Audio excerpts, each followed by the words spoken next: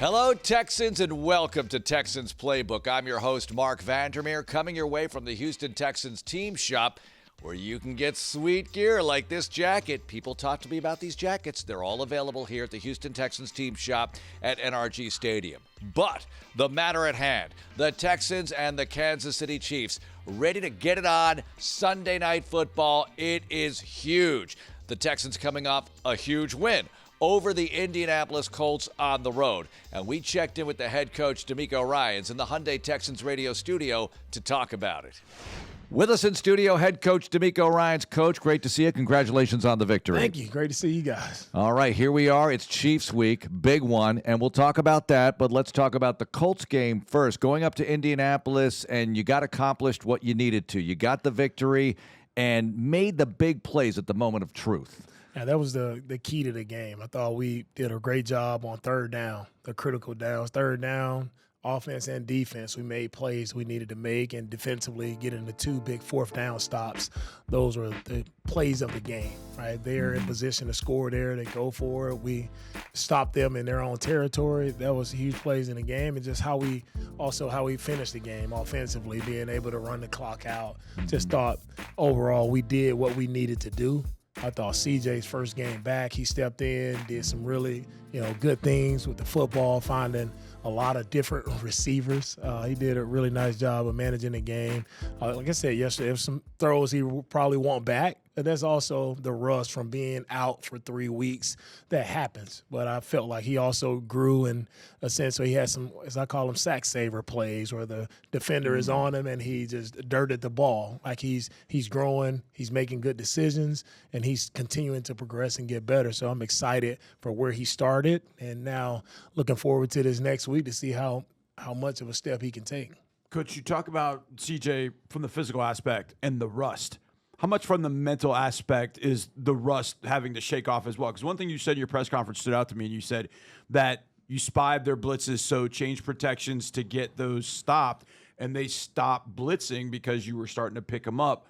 How much of the rush shaking off part is the mental part of, okay, I got to go back to reading defenses on the regular with them about to come sack me? How much is the mental part for CJ getting over that? Yeah, the mental part is huge. I also think our coaches did a really great job. Kaylee and his staff, they did a great job of working on those things in practice, in our walkthroughs, when we're slowing it down and we're truly just teaching, like in our meetings, how we go through the protection meetings. And I think we handled it really well this week, and the guys were locked in, they were attentive, and the same things that we talked about in the meetings, they came up on the field. It's like it's that final exam. Like you have to pass it, you got to be on it.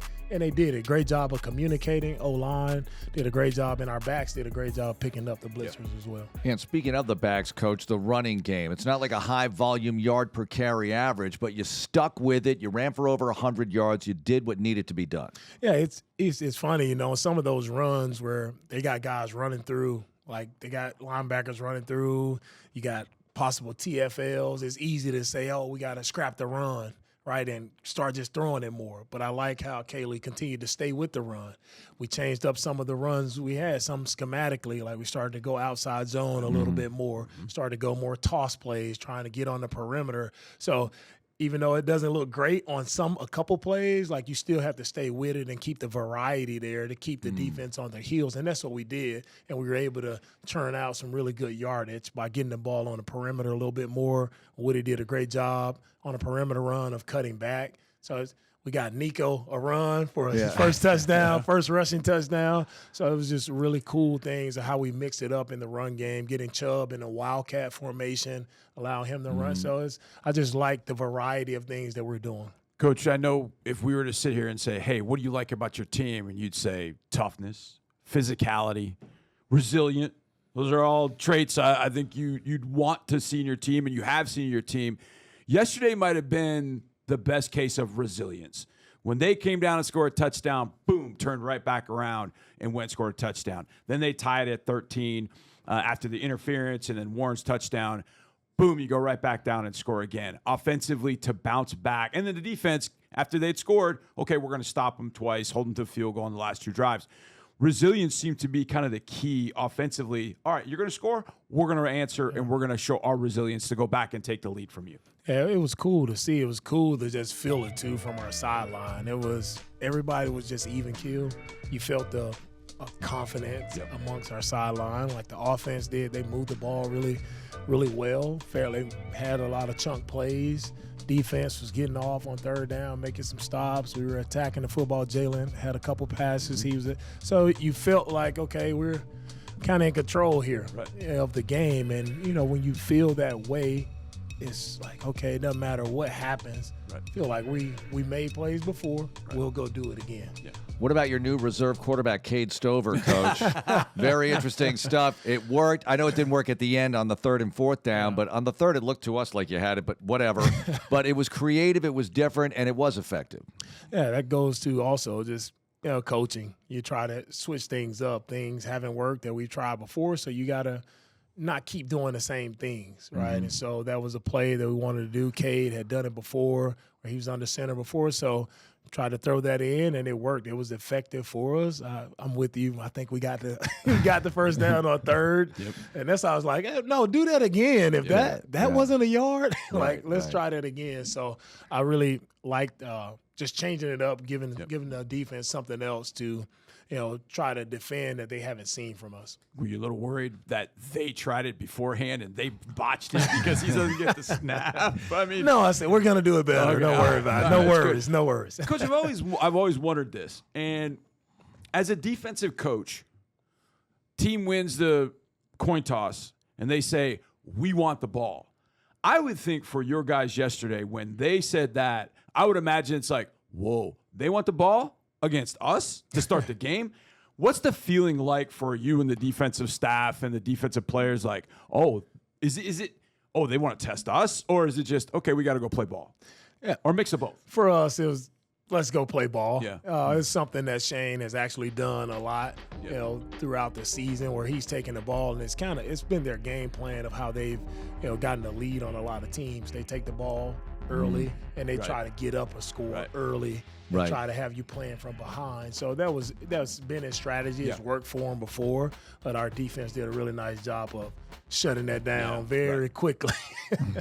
I know you like seeing great defense, but also great defense is 13 play drives, 14 play drives to keep the other team's offense off the field. And even if you don't get a touchdown, you held the ball for a long time, and you've done it numerous times this year. You're a very high time of possession team in this league, top 3 or something like that. So what about that part of things, Coach? I love that part. It's where we control the game, and we control it just not by being in a rush. As I tell our guys, I want to methodically just drive down the field. Take our time, methodically drive down the field, just get positive plays, whatever that looks like. We don't have to always go for the chunk play, explosive play, just throwing it up, a 50-50 ball. No, let's methodically get guys open. Let's make great decisions with the football. Let's mix in our run, our play-action pass, and let's just drive down. And once we get across midfield, now we're in striking distance. Now let's go score. And I feel like we can also finish some of these drives better by finishing in the end zone. They're doing a great job of driving, controlling the game, but now it's even better when you can control the game and finish the drive with 7 points. Coming up on Texans Playbook, more with head coach DeMico Ryans in studio. Texans Playbook is presented by your Houston area Ford dealers. Ford is the best in Texas. And by Mattress Firm, the official sleep partner of the Houston Texans.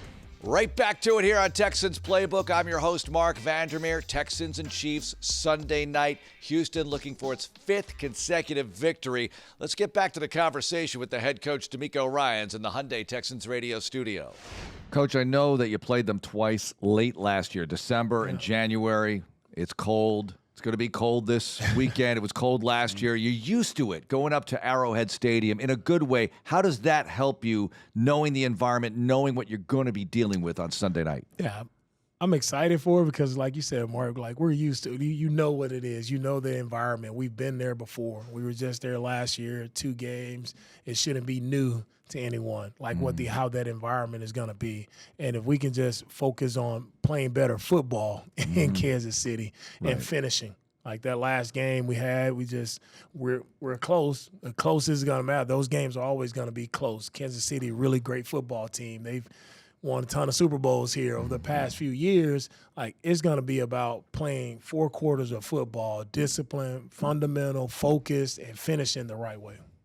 Yeah, these guys, I mean, they've got so many different guys we could ask you about. But I want to ask you about a group that I think everybody's talked about for a long time, and it feels like this group is kind of settling in, Coach. And you mentioned them a little bit. I want to talk about the offensive line and what that group coming together and playing together and what you're seeing with them having some continuity kind of game after game being that same 5. And what you see is you can see, just better communication up front, whether it's handling a game, whether it's Titus and Tay on the left side. Like, if you sense an alignment, Titus can communicate with Tay and, hey, expect that this TE game is coming and we can pick it up the right way. Whether it's on the right side, you have Trent and Ed there working double teams, just being on it, or Jake and Ed in the middle working doubles. It's just when you work with a guy consistently, you would expect that, hey, I know how we're playing. We have that kind of, unsaid communication, or it's nonverbal. We can just, hey, I know how we're fitting this. I know where we're going to. And the more and more we can do that, the better we can be. Yep. And again, offensive line-wise, I think we've done some good things the past 2 weeks. But again, there's still some better things we can do when it comes to getting up to the second level on the linebackers. Coach, every few weeks, I like to ask you how you handle practice, because here we are in December now, and 5 weeks to go in the regular season. So how do you handle practice, the physicality of such being later in the year now? Yeah, the physicality, it tones down. Like right now at this point of the season, our guys, they know how to tackle. Right? They should. They better know how to tackle now.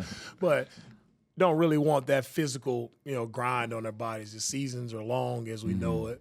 So as we get later in the season, how to handle practice is just more mentally focused on understanding what are you facing, like trying to get those plays, not so much of the physicality of putting on the pass, blocking, tackling, but it's just understanding mentally where you need to be and getting as many reps as possible. Okay.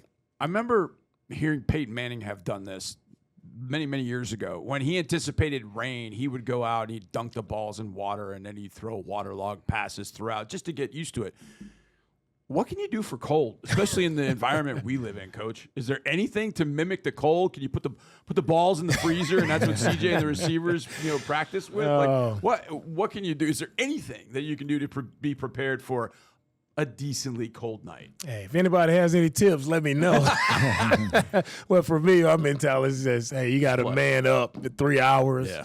Let's go to work. No matter what the conditions are, you man up, especially with the cold weather. Yeah. Hey, put on something warm, not too warm. Yeah. Put on enough where you're not worried about it. And my mindset is always, man, you go in a game, it's like you got to psych yourself out mentally. Right. Also, it's like, I'm not worried about the weather. Like, put that behind you. It's going to be cold. Get over it. Now, what are you going to do? It's cold for them as well. Yeah. Coach, we know you like to make these videos every week, and sometimes you tell us what you put in these videos for the players, because you like to teach with video, right? Yeah. It helps people's attention spans and whatever, gets the message across. But from the game against the Colts, I think the Ingram block, there's certain moments here. We talked about the TFL on 2nd down and 2. What other things stood out to you as moments from that game where you might say, hey, Tim, show this? Man, that is a good one. Definitely. Does anybody else help you with that? Like, coaches have suggestions and things like that? So when I go up, the coaches will have some suggestions of plays that they have, and I already have my list of plays that I want to show, and then they kind of pare it down with all the coordinators will give me clips. But it's I think Amir Speed showing up his first his first rep, as a Texan, showing up, splitting the double team on the punt and going down and making a play. I thought that was a huge play to show. Of course, huge block. He knocks the guy off his feet. Yeah. Definitely showing that one. Some of the CJ, the keeper rolling to our right, rolling to our sideline, and the throw to K Stover. K made a great catch right there. So it's a lot of good. It's a lot of nice plays in there. A lot of physical plays as well. Kamari always showing up. Like at the Heat, he fired and blitzed on one play and hit Daniel Jones. Oh yeah. And everybody see their sideline. They're looking like, oh, what happened? What, the corner blitz? So some really good things that happen all across. And there's always some fine details that you can see also with, how guys are celebrating. People on the sideline may see Johnny over there celebrating a little bit. So he may pop up in the team meeting as well. I got my celebration on. Can I make one suggestion? Bring it on. There was a new linebacker that played the other day. I had not seen him play a linebacker throughout this year. Number 51. There's a new linebacker. Oh, yeah, from the middle. Can we put that one on there as well? Yeah, that one is on there. And that was impressive. That kind of worried me in a sense, Coach, because I saw the guys go in, and you were getting to a point, and this is, you talked about it in your press conference, about you bring 9 defensive linemen to the game, and the whole point is, if I remember correctly, the drive after we scored the touchdown, Dylan, Derek, Tommy, and I can't remember who else was in there, but it was not Sheldon and Daniil and Will. Yeah. You mix those guys so much, so when you run those guys out there, I see who's going out there. Like, okay, well, I look and Will's not outside. I'm like, where the hell's Will? I just watched him go in. Like, he goes, and all of a sudden he just ran right through the center to force a throwaway on Daniel Jones. Can we put that one in there too? That one. That may be the first one. That may be the first one. May or may not. Coach, I'm going to put you on the spot here. All right. Because this weekend there's a game between the Jaguars and the Colts. Oh, boy. So you've played both teams recently, and I'm not asking you to predict the result, but talk about the matchup a little bit, because that's an interesting one. Yeah, that is an interesting matchup. I think Jacksonville defensively, they're playing really well. Defensively, they found a way to score some points. Offense, I think it's going to be a tough battle. Depending on if the Colts can get what they do at the corner situation. I know losing Sauce was a huge one for the Colts, just schematically with how they wanted to play defense. Now they had to go to more zone coverage. So I think it's gonna be a tight one. If they can rattle Trevor with some of the pressures that they have, I think that'll be the key for the Colts, to getting the win. For the Jags, the key to get the win for those guys, man, it's gonna be, can they expose and can they get Brian Thomas? Can they get those guys open in the zone coverages? Okay, let me ask you an easier one. There's another game going on this weekend that involves the Crimson Tide and the Bulldogs in Atlanta for the SEC championship. Yeah. This one I think you probably got a rooting interest in. Maybe light. Just a little bit. Just a little bit. We got them one time this year. You got to go do it. Hard to beat them twice, but go get it done. Yeah. Roll Tide. Next up on Texans Playbook, Executive Vice President and General Manager Nick Caserio stops by. Texans fans, enter Caesars Viva Las Texans sweepstakes for a Vegas experience. 3 nights at Caesars Palace, travel credit, and more. Scan the QR code and rank your favorite Caesars rewards by December 21st for your shot at Vegas. So great to have you watching Texans Playbook this weekend as the Texans play a monster game at Kansas City. They were there twice last year, December regular season and in the playoffs, of course, and they're going back again for a December showdown. We talked about it with Executive Vice President and General Manager Nick Caserio, who stopped by the Hyundai Texans radio studio. At Indy, how did you see what transpired Sunday? Yeah, good team win. Really good contributions from all 3 phases. Certainly some things that we can learn from, not only that are going to apply to this game coming up against Kansas City, but, in a few weeks when we play Indianapolis again, play a division opponent again. But overall, made enough plays in the end, probably left some plays on the field. But anytime you go on the road in a division and come out with a win, it's a good feeling. So hopefully we can learn from some of the things that we did well, make some of the corrections, and get ready for a really good Kansas City team. Nick, against Buffalo, it's 8 sacks. Everybody can see the sacks. Everybody thinks sacks are sexy. You had 1 sack the other day against the Colts, yet I would contend that the pressure was as important against the guy, especially it doesn't move extremely well, as it was against Daniel Jones. How would you go about saying 8 sacks, 1 sack? They don't equate, but yet I felt like the pressure was there. Yeah, each week is going to be a little bit different. I'd say the front, really, most of the time we were rushing forward. There's a few instances where we brought a 5th rusher or had some 0 pressures, but the rush was pretty coordinated, and that's a big thing. You want to make sure the rush is coordinated and don't let the quarterback, even though Daniel was a little bit hampered, he could still get out of the pocket and make some plays. So you're really just trying to make sure that all 4 rushers are kind of working together in unison, limiting the space, and then force the quarterback to make a throw from the pocket. So rush and coverage usually tie together. weather. We've talked about that. DeMico's talked about that quite a bit. So each game's going to be a little bit different. So sometimes what's on a stat sheet can be a little misleading. Yep. I know you want to score as many points as possible, yeah, but third down defense, really good, and time of possession, really good. You're not getting the drives finished as much as you want, but you're holding the ball. Yeah, for the most part, we controlled the game. Had a number of 13, 14 play drives, had multiple big number of plays. Defensively, we were able to limit them. I think the first part of the game, there were a number of 3 and outs. So we're able to get off the field. We're able to stay on the field.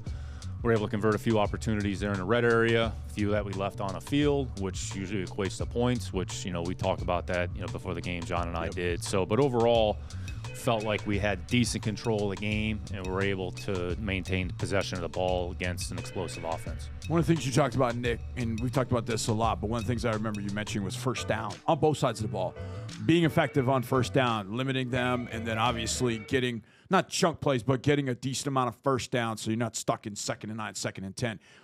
When you went back and looked at it, it felt like we had a number of those big plays on first down, and how did that manifest itself in the offensive performance? Yeah, we were able to stay on schedule for the most part. We had a few plays where there's 0 or minus, but to Mark's point, like third down, we had the advantage on third down. So third down is your opportunity to stay on the field. So we were able to stay on the field.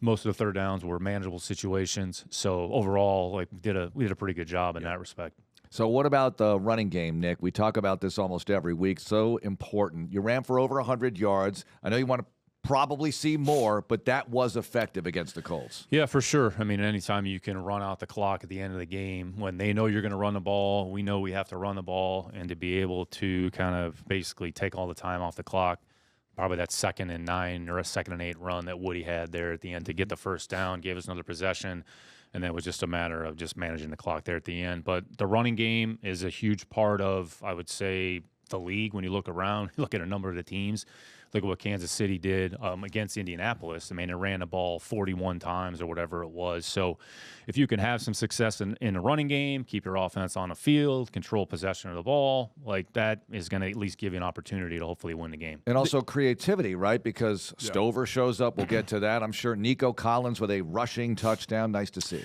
Yeah, this time of the year, you probably have to have some wrinkles or some change-ups. I mean, we're in week 14 or whatever we are, so everybody has seen however many games at this point. So if you can just make a subtle adjustment or give the defense a little bit something to look at, maybe as long as you can execute it. In the end, it comes down to your execution. You could put everything down on a piece of paper, but if it doesn't work, you don't execute it, then it's probably not going to be that good of a play. And building off of that, Nick, it felt like early on, maybe not finding finding the success in the run game that you wanted, and some of that was inside, but then all of a sudden you made a subtle adjustment, like, hey, maybe some outside zone works a little bit better. Maybe the crack toss worked with Nick, getting the ball to the outside. Making adjustments ends up being key too. And you always say this, hey, you stick to the run, Eventually, you hit the rock enough time, it breaks, and it felt like maybe you did that, but you needed maybe some subtle adjustments to do it. You articulated it very well. I mean, that's the ebb and flow of the game is going to go back and forth. All right, you try this, it's not really working too well, or the defense is doing something to take it away. All right, how do we counterbalance that or counteract that? So it's going to be the same challenge here this week. I mean, we'll talk about the Chiefs, but this is one of the best defenses in the league, and they're really strong up front. So, but being able to run the ball, sometimes it's about volume more than it is than anything else. Yep. Nico Collins, thoughts? I mean, here he is, and you drafted him 3rd round in 2021, and here he is really making a difference in these games, especially against Indianapolis for some reason. Yeah, Nico's a good player. He's worked really hard to establish kind of his level of performance, and I think what he's been able to do is just be consistent over the course of really the last kind of 2 to 3 years, and that's what you want to see in a football player. So Nico works really hard. He's in condition. He's got a good attitude. Regardless, he's a great teammate. And he usually goes out there and makes plays. And when you target him, he usually catches it. And he's tough to tackle. I mean, on a couple plays there were 3 or 4 guys to get into the ground. So he's big, he's strong, he's fast. He has a very unique combination of skills. He's worked very hard. Credit to him. Credit to really Coach McDaniels has been with him from the beginning. So we're glad Nico's here. Coming up on Texans Playbook, more with the exec VP and GM, Nick Caserio.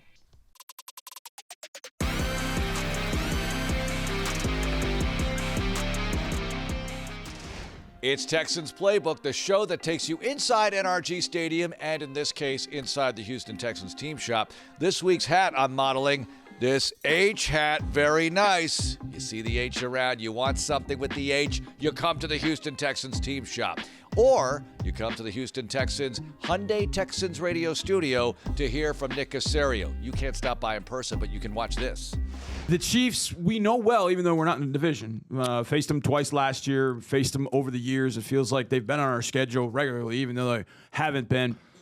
Won world championships. It's a different kind of team, maybe, Nick, but still led by the same guys. And Andy Reid, Steve Spagnuolo. What's the scouting report on this version of the Chiefs? Yeah, like they haven't changed. They're still one of the best teams in the league.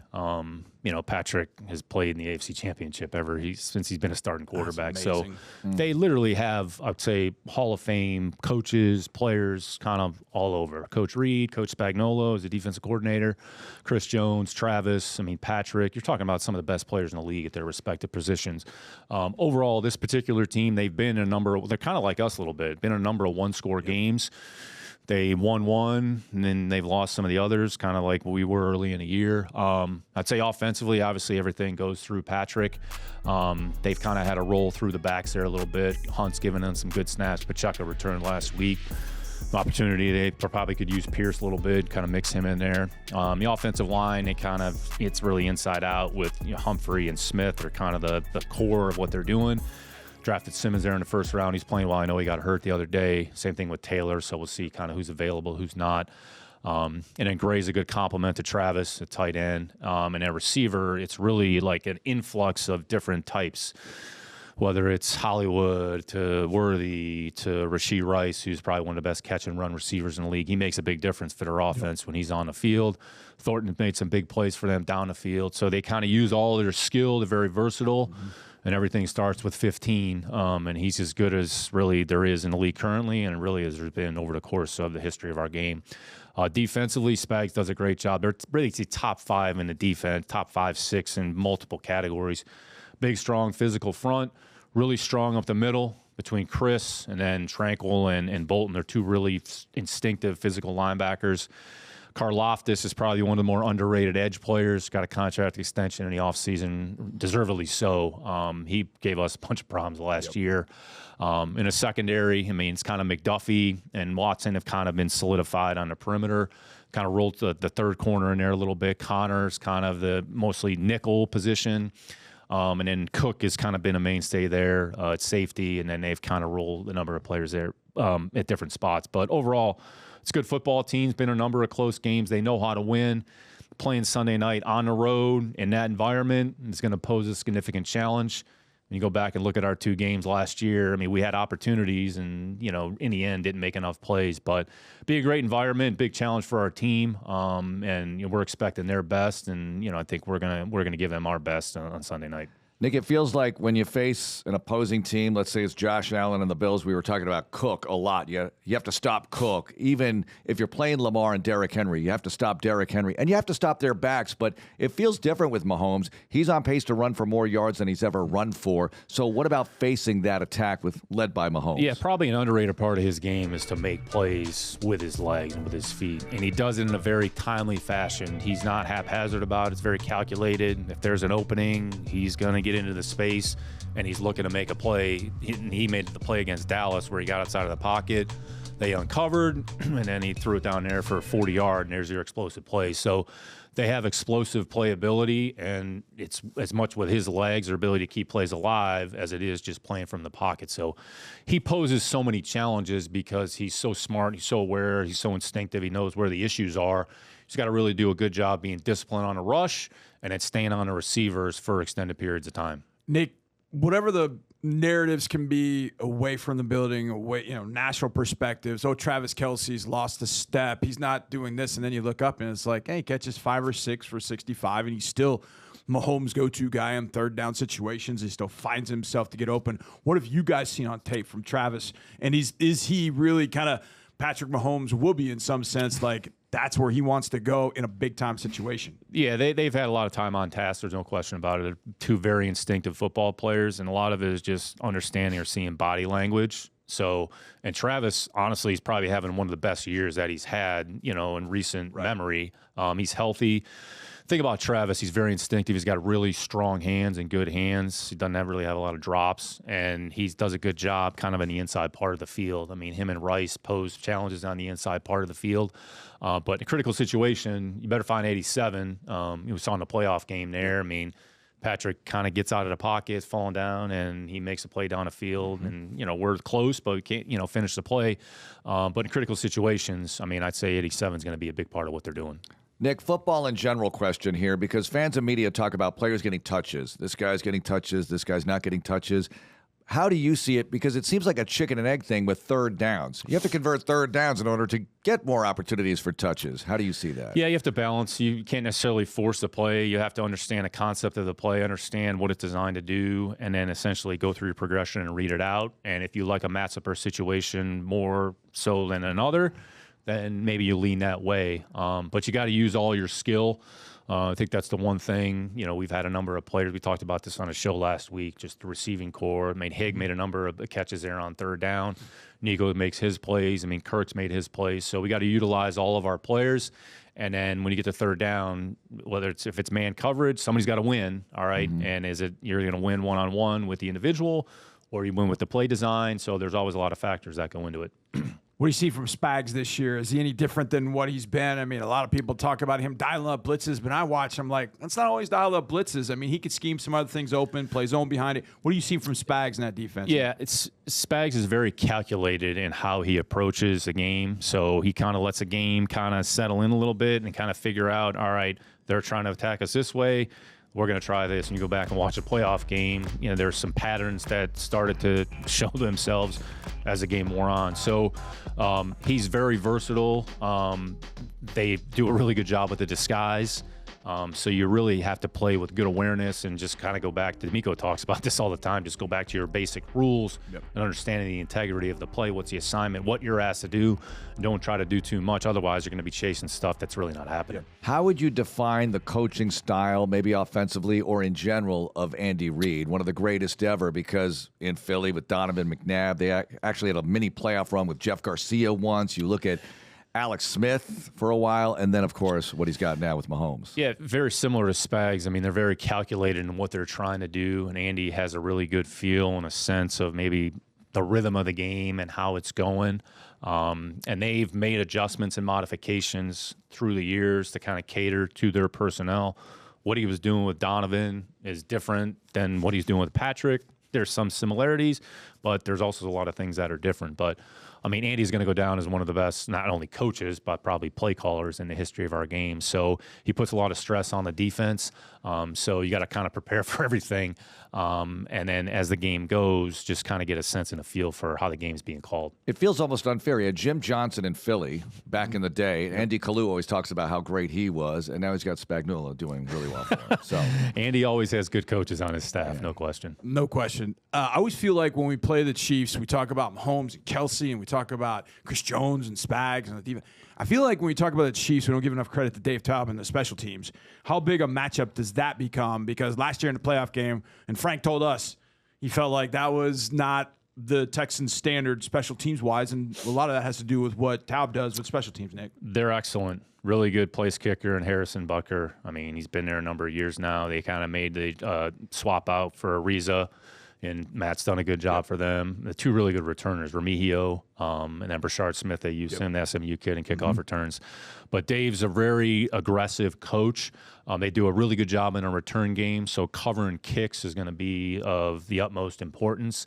And they present some matchup problems. They got a bunch of, I would say, stronger, bigger, longer, mid-skill bodies. But they're a special teams unit. I mean, it's a good football team, offensively, defensively, in the kicking game.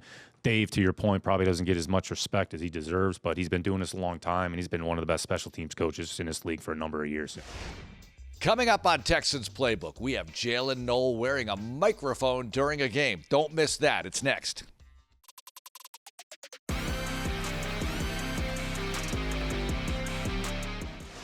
The Houston Texans are having success now, having won 4 consecutive games and 7 of their last 9, and a big reason for it is the play of the rookies. Jaden Higgins playing well, Woody Marks, Ariante Ursary at left tackle. Now, what about Jaylin Noel? Returning a lot of kicks, punts, catching passes. We put a microphone on him during a recent game. Take a look.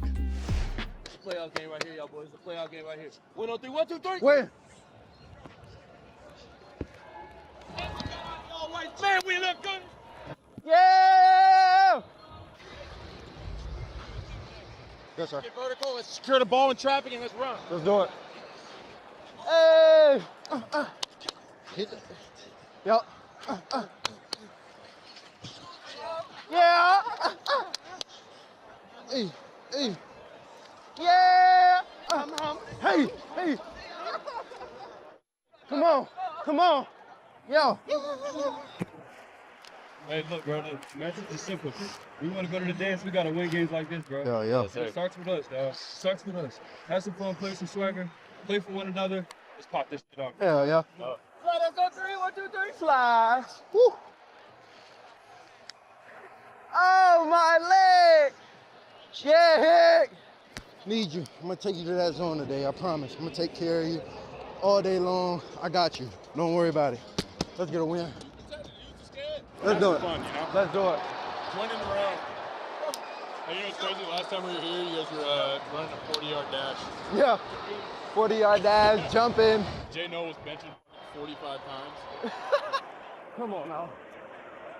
In that mode, bro. In that mode, bro. Look at my swag. Shit a little hard to me. And here it comes. Noel tracking forward, makes the catch at the 18, cuts left 20. Toward the sideline 25, up the sideline 30, and out of bounds.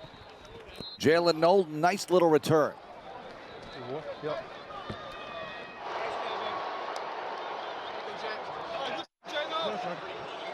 Thank you. And you're on the 23.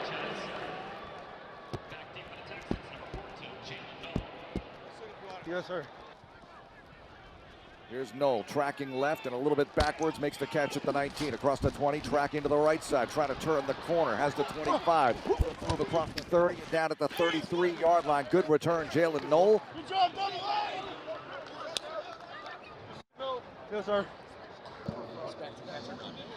Nice job right there. Respect the catch and run. This is his change-up area. Yep, you're right. Here we go. Right now, you're on the 9, so, you know, anything over your head, Yeah. treat it like a plus 50. Yeah. Come on. Hey, right here. Come on.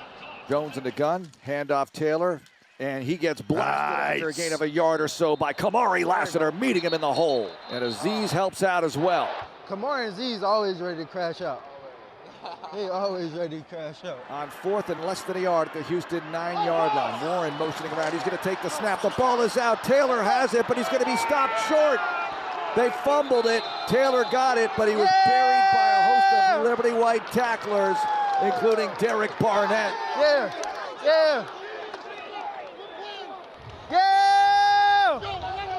Let's go. Woo! Yeah, defense. Yeah, Z. Good work. We good. Hey, man. It's the NFL right here. Yeah. Enjoy every Come on. moment. Okay? Score on 3. 1, 2, 3. Go. And here's Tremont at the goal line. Over the 5, 10, 15, 20, cutting inside 25, 30. Yeah. Come on, boy. You do this. Hey, the safety kind of bulleted, huh? Yeah. Great job. Great return. Perfect. Stepping out of one tackle on the kicker. Yeah. Here's the backside safety. Everybody make their block. Stover in motion to the left. Here's the toss to Chubb. Needs some blocking. Chubb to the outside. Chubb to the goal line. Touchdown, Houston. Nick Chubb. Yes, sir.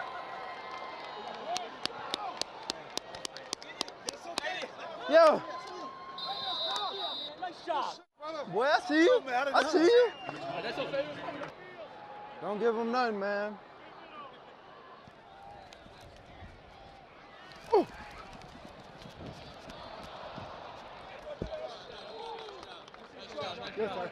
Yes, sir. Good job, fellas. Hey,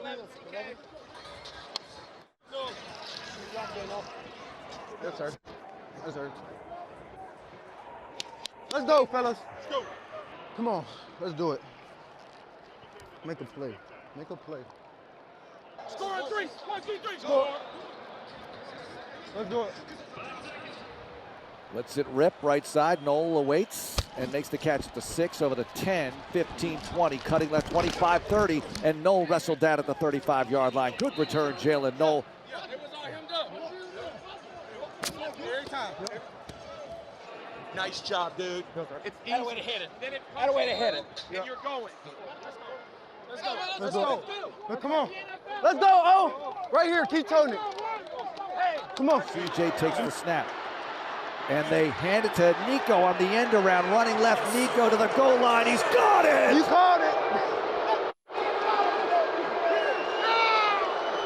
I see you. I see you. Good work. Good work. Yeah. Got to put another one together. Put another one together. Score.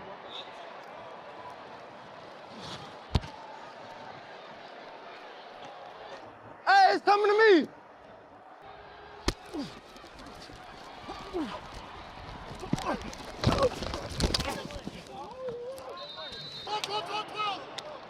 Pierce to the short side left.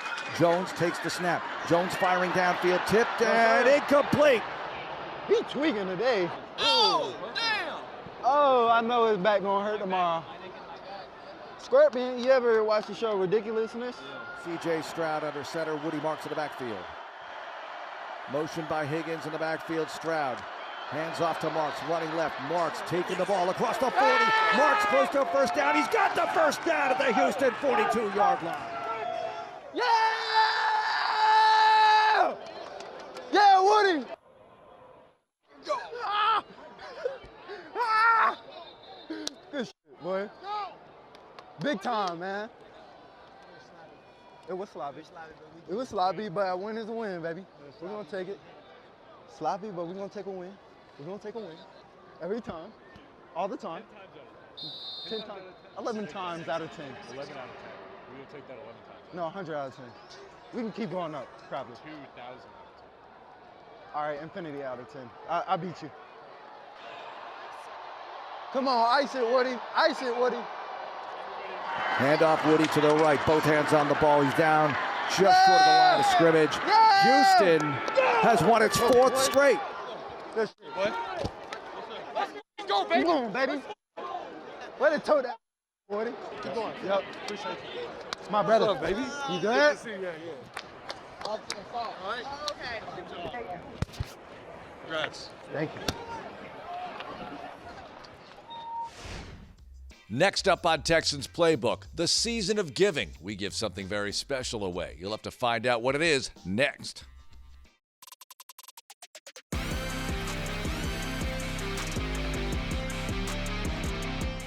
It's our final visit to the Houston Texans team shop tonight on Texans Playbook. And let's take a look on the way out at an Ashley Furniture giveaway with your quarterback, CJ Stroud. This was special. I love to see people happy, love to see people smile, and I love to see change for the better.